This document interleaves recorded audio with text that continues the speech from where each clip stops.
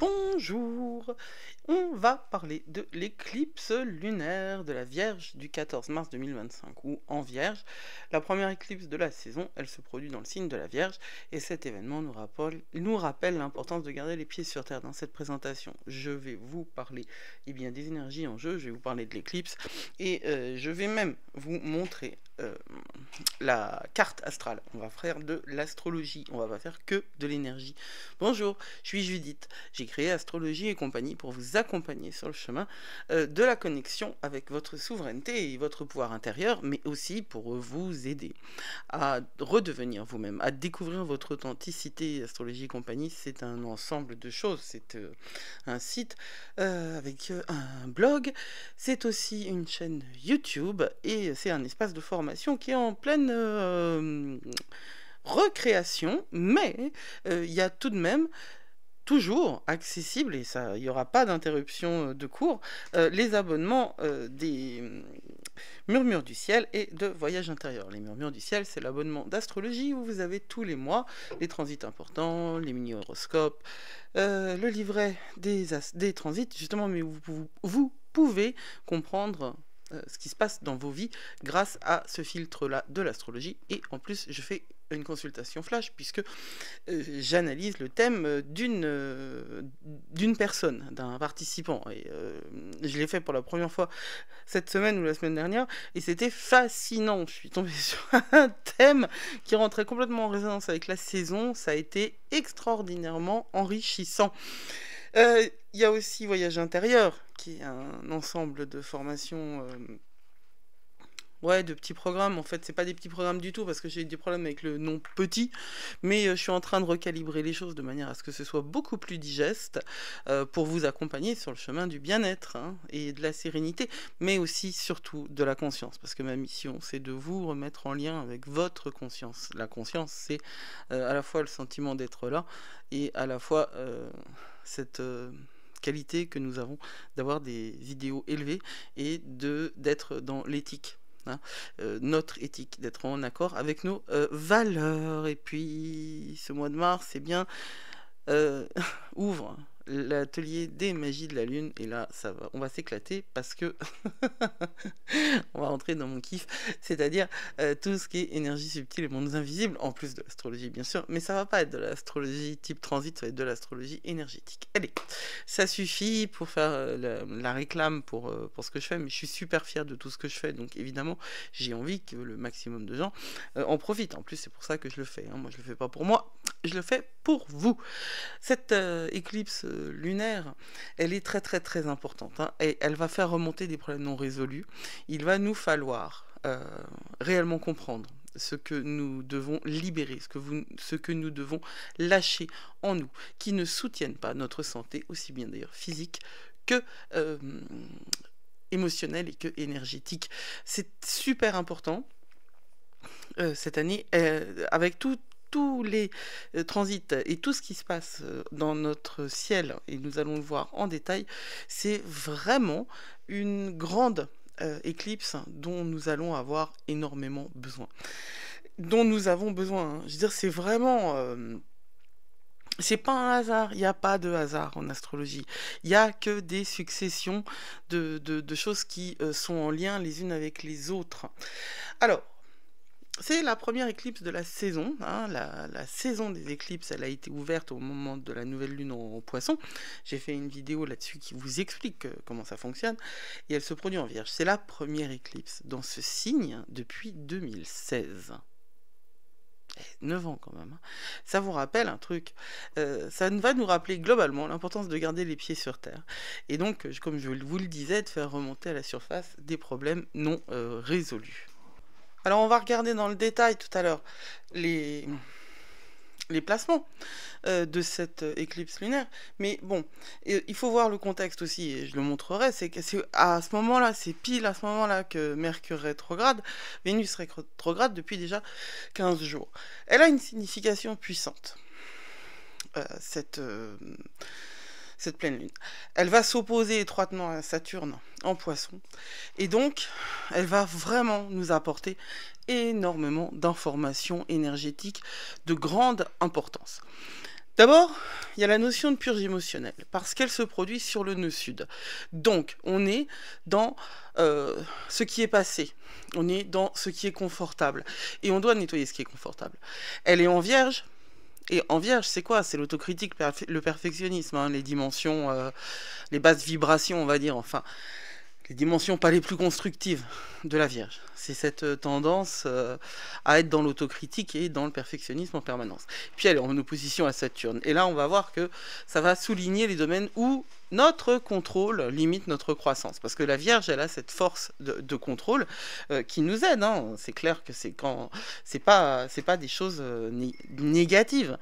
Mais c'est des choses dont il va falloir prendre la mesure. Donc, comme je le disais, c'est la première éclipse de l'année. Et en tant que telle, elle nous apporte beaucoup d'informations sur ce qui va se passer. Ça donne une espèce de coloration. Et puis, ça nous donne une espèce de cap. Il faut voir que les éclipses, elles sont quand même tout à fait liées aux nœuds lunaires. Et les nœuds lunaires, je vous renvoie à la vidéo que j'ai faite sur le passage des nœuds lunaires, sur la polarité poisson... Vierge, justement, les nœuds lunaires, ce sont comme une espèce de boussole dans l'astrologie védique ou dans l'astrologie orientale. On parle du dragon, la queue du dragon et la tête du dragon. Moi, ce que j'aime voir dans les nœuds lunaires, c'est là d'où l'on vient, qui est un espace connu, familier, qui est associé à la zone de confort, mais qui est surtout familier. La zone de confort, il y a toute une formation dessus, hein, dans l'astrologie et compagnie. C'est un espace dans lequel on est tout à fait... c'est un lieu qu'on connaît super bien, et on considère que c'est confortable par une mauvaise compréhension du mot confort. Il y a toute une réflexion à apporter là-dessus. Mais en tout cas, la zone sud, le nœud sud, c'est là où vous n'avez pas grand effort à faire, justement. Et le confort, c'est peut-être l'inverse de l'effort. Il n'y a pas grand effort à faire dans la zone sud, dans le nœud sud. Et le nœud nord, c'est là où on doit aller. Donc on doit partir vers, en ce moment, hein, la grande puissance d'imagination, de connexion, de compréhension des mondes invisibles, du fait que nous ne sommes pas qu'un corps. Nous ne sommes pas qu'une incarnation. Nous avons bien d'autres connexions avec bien d'autres niveaux, fréquences vibratoires, niveaux d'énergie. Et cette éclipse-là nous la présente. Alors, je vous rappelle que l'éclipse, c'est quand la clarté en complète de la Lune, qui normalement, hein, la Lune, elle est entièrement éclairée par le Soleil, puisque qu'est-ce que c'est qu'une pleine Lune? C'est une opposition entre la Lune et le Soleil, et bien quand la Terre se met entre les deux. Et il y a une espèce d'imprévisibilité avec cette notion d'éclipse, parce que c'est comme si tout le soleil du poisson, le soleil qui est porté par l'énergie du poisson, là, qui diffuse l'énergie plutôt du poisson, allait sur cette lune qui est en vierge, et elle est arrêtée par la puissance du soleil, de la Terre, décidément. Donc, c'est une éclipse qui a des aspects bénéfiques, on va le voir maintenant, et qui a aussi des aspects qu'il va falloir prendre en considération. Je vous propose donc de voir ici, c'est la première fois que je le fais, avec cette présentation-là, la carte de l'éclipse lunaire. Alors, de la pleine lune, avec éclipse. Vous voyez, ici, les informations, on est sur le 23e degré, 23 degrés 56 du poisson, 23 degrés 56 de la Vierge, donc 180 degrés, c'est pile le moment de l'éclipse. Pour c'est le 14 mars à 6h55 du matin. C'est très intéressant de comprendre que nous avons ici un stellium qui nous accompagne depuis quelque temps, parce qu'en fait, elles se suivent, les planètes, qui s'opposent à la conjonction de la Lune avec le nœud sud. Ce stellium-là, c'est-à-dire c'est une brochette de planètes qui sont dans un espace très court de l'ensemble de la roue du zodiaque. Ce stellium, qu'est-ce que c'est? C'est exactement comme quand on met du sirop dans un verre. On a 12 planètes, ouais, avec bon, les astéroïdes, c'est un petit peu plus, mais si elles sont répartis sur l'ensemble de la roue du zodiaque. C'est comme si notre portion de sirop était diluée dans un verre complet d'eau. Alors que là, notre portion de sirop, elle est diluée dans un toute petite quantité d'eau. Donc c'est super dense, quoi. C'est super dense. Et l'énergie qui est première en termes d'intensité, c'est le poisson. Parce que vous voyez ici, là on a l'impression qu'il y en a beaucoup des planètes en bélier, mais c'est faux, hein, c'est parce qu'on ne peut pas toutes les mettre les unes sur les autres, il faut regarder là. Voilà. En poisson, on a Saturne, on a le Soleil, ils sont conjoints, hein, on a le nœud nord, et puis on a Neptune, qui est sur le degré anarétique du poisson. Alors, Neptune sur le degré anarétique du poisson, j'ai une fiche spéciale dans l'atelier des murmures du ciel, parce que c'est quelque chose de très puissant. Le degré anarétique, c'est le moment où toute l'énergie du poisson, quelque part, elle est entièrement réunie sur une planète.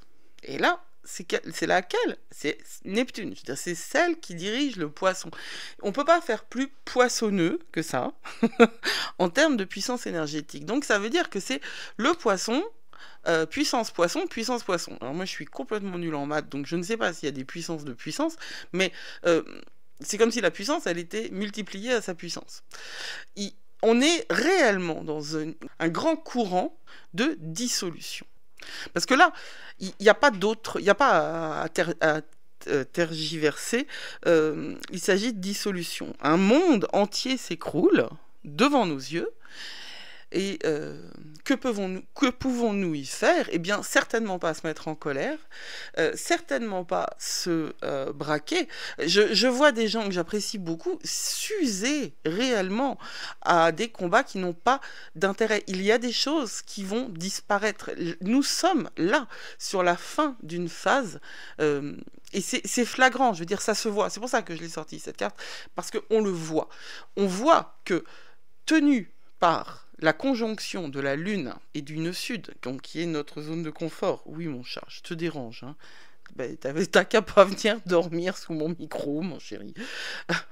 Donc, tenu par cette main-là de la Lune en conjonction, alors c'est une conjonction lâche, mais tout de même avec le nœud sud, on a à la fois la planète de la limite, la planète de l'ego, la planète, le nœud énergétique de ce vers quoi nous allons, en termes de karma, c'est-à-dire de ce qui va nous attendre après, la planète de la dissolution. Neptune, un de mes maîtres disait que Neptune, c'était Jupiter sans Saturne. C'est-à-dire qu'il n'y a pas de limite à Neptune, alors que Jupiter a sa limite, comment dire, sa polarité quelque part, qui est Saturne. Oui, mon Néo, je te dérange, hein, vraiment. Nous avons Vénus qui est rétro. Oui, mon cœur. Nous avons Vénus qui est rétrograde déjà depuis le premier. Et puis Mercure qui stationne rétrograde. Qui stationne direct. Stationne direct, pourquoi? Parce que dans quelques heures, Mercure va passer rétrograde et Chiron. Chiron qui est plus loin. Mais Chiron qui est là quand même. Les autres aspects qui sont plus ou moins importants, mais quand même, de part et d'autre, nous avons Pluton, qui est dans le 3e degré du Verseau maintenant, et Uranus. Il y a cet aspect-là qui est sextile entre le Soleil et Uranus, et trigone entre la Lune, donc associée au nœud sud, et Uranus. Ça veut dire que non seulement on aura la nécessité de purger, hein, de se dégager de tout ce qui nous encombre, de voir là où ça doit absolument être dissous en nous. Et nous avons de l'aide par les planètes, par les planètes qui nous qui nous entourent, c'est-à-dire Uranus et Pluton. Alors, Pluton, de quoi nous parle Pluton? Pluton est en carré avec Lilith. Ça veut dire qu'en termes de travail inconscient, ça se pose là, hein, cette affaire. On est vraiment dans quelque chose qui va aller remuer le plus profond de nous-mêmes. Et Saturne nous parle de la limite, et Saturne est conjoint au Soleil. Donc il va nous falloir associer tout ça. Je vais tout, comment dire, résumer hein, dans les slides d'après. Ne vous inquiétez pas, le travail de résumé a été fait. Mais je voulais que vous voyiez un petit peu cette carte astrologique pour que vous compreniez bien qu'est-ce qu'on a dans le ciel autour de nous. Ça nous donne, comme je le disais, un certain nombre de défis et d'opportunités. Il y a énormément de stress. Alors pourquoi beaucoup de stress? À cause d'Uranus, même si l'angle est positif, Uranus, c'est quand même en taureau, c'est quand même du stress. Et puis il y a Pluton en carré à Lilith qui va remuer les choses à l'intérieur de nous, surtout que elles sont, puisque c'est un carré, dans le même élément, c'est-à-dire la balance d'un côté et le verso de l'autre, c'est de l'air, de l'air, de l'air. On a aussi, en termes de stress, ça se pose là, cette brochette en poisson avec Mercure, et enfin Mercure est à la limite de la rétrogradation, mais Vénus qui rétrograde. Vénus, c'est quand même une planète qui nous donne de la qui gère nos relations, donc qui nous donne, et quand elle rétrograde, elle nous pousse à revoir tout ce qui est de l'ordre des relations. Il y a beaucoup, toutes les éclipses sont stressantes de toute façon, à cause de cette grosse opposition-là, et puis nous avons d'un côté le gros facteur de stress, c'est la conjonction du soleil au nœud nord et la conjonction de la lune au nœud sud, mais ça c'est la base. Hein, de l'éclipse. Sauf que comme c'est dans le signe de la Vierge, et que la Vierge a tendance à être quand elle n'est pas à l'aise, hyper angoissée, hyper dans l'autocritique, voilà, c'est une un gros facteur de stress. Mercure rétrograde le lendemain, donc vraiment, concentrez-vous sur des moyens sains pour vous déstresser. On va en parler, il y a des choses à faire. Il y a des choses à faire, comme prendre soin de vous. J'ai un challenge en ski court en ce moment, et que vous pouvez rejoindre à tout moment, parce qu'il il va être valable très longtemps, ce challenge. Et puis en plus, Vénus rétrograde jusqu'au 14 avril. Ouais, 13, au 13. Ah, j'étais pas loin. Hein. Et Mercure jusqu'au 7. Donc, vraiment, voilà, ce challenge, c'est juste une question de journaling et une carte à tirer par jour. Je vous mettrai le lien vers un webinaire qui explique tout ça et qui vous introduit à ce concept.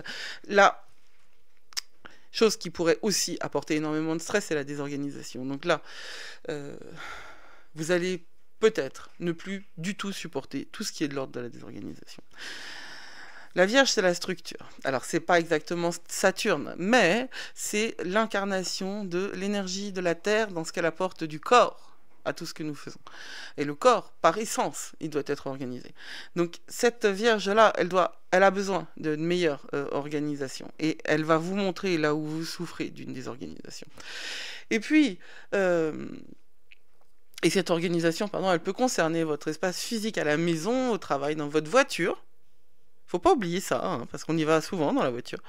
Enfin, en tout cas, moi qui habite en pleine campagne, j'y suis assez souvent. L'espace mental et émotionnel. Vous voyez, c'est à la fois dans le physique et à la fois dans le non-physique, parce qu'il y a tout ce qui est de l'ordre de l'élémentaire et tout ce qui est de l'ordre de l'élément haut, qui est carrément émotionnel. Les débordements. Alors, il va falloir vous dégager de ce qui est allé trop loin. Et il y en a des choses qui sont allées trop loin. Tout ce qui a dépassé les limites. Tout ce qui a débordé, l'opposition à Saturne, entre la Lune et Saturne, va vous obliger à trouver plus de limitations. Il faut éviter les excès. De toute façon, il faut éviter les excès en général, mais là, en tout à fait particulier, vous avez vu ce stellium en poisson, ça c'est ça c'est la marque de l'excès, c'est dans la maison 12 hein, en plus pour Paris, c'est vraiment la marque de l'excès, je veux dire c'est la marque du blackout. Hein, c'est la marque de on boit jusqu'à ce qu'on tombe, c'est la marque de on passe d'une consommation récréative à une addiction. Voilà, Saturne va vous mettre clairement face à vos responsabilités. Et l'usure est en jeu. Donc c'est vraiment, avec cette éclipse-là, le moment idéal pour l'entretien de routine de votre moison, bien sûr, de votre maison, de votre voiture, toujours, ou de votre corps. Mercure rétrograde le lendemain. Il est il dirige tout ça, hein, l'électronique, etc. Donc il faut s'en occuper à ce moment-là. Ce qui est aussi à noter, c'est que vous avez... C'est un grand moment de purge. Voilà, c'est un grand moment de purge pour... Ah, je reprends mes notes. C'est un grand moment de purge et de gestion des ombres, parce que je vous ai montré la part de Pluton et de Lilith qui nous accompagne. Cette éclipse, c'est un portail de purification.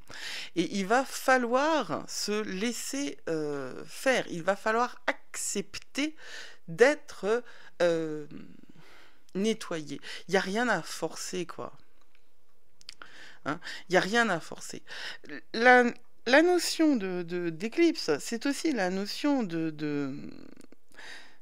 puisque la lumière du soleil n'illumine pas complètement la lune, c'est comme si ce voile-là permettait à nos voiles intérieurs de tomber. Et en fait, ce qui est... ça nous met face à notre... à tous les dénis qu'on n'a pas calculés, qu'on a juste mis dans un coin. Parce qu'en fait, c'est ce qui est dans les coins, ça reste. Hein, c'est pas parce qu'on met dans sa poche avec son mouchoir par-dessus que les choses disparaissent. Et cette éclipse-là, elle va vous montrer où sont toutes ces zones d'ombre dans tous les domaines dont je vous parle. C'est pas de la destruction. Il faut pas voir ça comme l'absence de lumière. C'est un espace liminal. Encore un. C'est-à-dire un espace liminal, c'est un portail, c'est un espace entre deux espaces, qui n'est ni tout à fait l'un, ni tout à fait l'autre. Et cette ombre-là qui va tomber sur nous n'est pas une force qui nous sépare. Ce n'est pas un ennemi. C'est juste la moitié, c'est juste tout ce qu'on ne voit pas qui arrive. Elle n'est pas là pour créer l'éclipse. Elle est là pour vous montrer ce que vous ne devez plus ignorer. Cette ombre-là est là, c'est vraiment ce qui est toujours à côté de nous. Toujours, mais que dans la grande lumière du soleil, on a tendance à ne pas voir. Elle est précise en Vierge, cette ombre. Et puis, ça tombe une semaine avant l'équinoxe. L'équinoxe qui est Ostara, hein, dans la roue de l'année, qui est ce moment où en fait le printemps commence. Et entre Imbolc, qui est le premier feu, la première lumière, et Ostara, qui est l'équilibre entre la lumière et l'ombre, on a cette impulsion de préparer la lumière à venir et donc de nettoyer. Et je pense que cette notion de purification est essentielle. Essentielle. Cette éclipse, elle est je parle de dissolution depuis tout à l'heure avec ce stellium en poisson. Et cette éclipse, l'éclipse en général, c'est un processus de dissolution. C'est un processus où en fait toutes les structures qui ne tiennent plus vont se détacher les unes des autres. Il y a un terme alchimique pour ça. Enfin, dans le processus alchimique, c'est putréfaction, c'est-à-dire la décomposition. Il ne faut pas en avoir peur. Hein, c'est toujours la même chose. C'est ce que je disais dans le tirage pour le challenge. Il y a un tirage global. Il a d'ailleurs été très très très intéressant. Une des raisons pour lesquelles j'aime pas beaucoup le Marseille, c'est que l'arcane 13, c'est l'arcane sans nom. Je pense qu'il faut... Il n'y a pas de truc sans nom, quoi. La mort, c'est la mort. Il y a différentes morts. Il y a évidemment la mort physique, mais il y en a tellement d'autres. Et quand on est dans les niveaux énergétiques, on se rend compte que justement, avoir peur de la mort, c'est aussi avoir peur de la vie. Et tout ce qui est... je parle d'espace liminal, parce qu'on est entre la vie et la vie. Simplement, c'est pas exactement la même. La Vierge, elle va nous permettre de vivre ce processus. Et elle a cette force de ne pas sentimentaliser, s'accrocher excessivement à ce qui est passé. Parce que ce qui est passé doit disparaître. Le poisson, lui, il a du mal à lâcher ça. C'est la polarité inverse. Résister à la dissolution, eh ben, c'est résister à la vie. C'est peut-être paradoxal, mais c'est ça, la dynamique de notre monde. Il n'y a rien à forcer. Cette éclipse, elle avance comme toutes les autres, à son propre rythme, et elle apporte l'union de force de la conscience et de l'inconscient. Et c'est ça qui va nous permettre de nous attacher à ces pratiques-là. Alors, pour nous aider, il y a la jaspe rouge pour la Vierge, et la sélénite pour Mercure rétrograde qui commence, et on est vraiment très très proche de Mercure rétrograde, et en fait c'est qu'au moment où Mercure stationne direct que les éléments sont, les tensions sont les plus fortes. Donc tout autour de cette de